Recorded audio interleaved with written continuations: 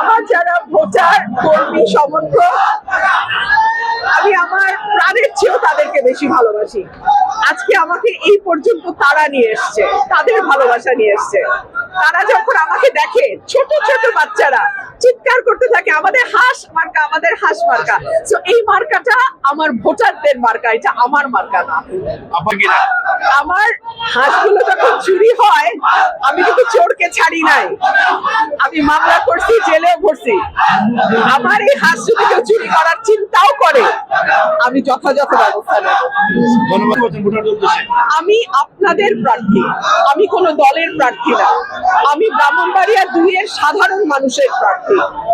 আপনারা যদি আমাকে নির্বাচিত করেন, আপনারা যা বলবেন, যেভাবে চাইবেন, আমি ব্রাহ্মণবাড়িয়া 2 এর উন্নয়ন সেইভাবেই করব।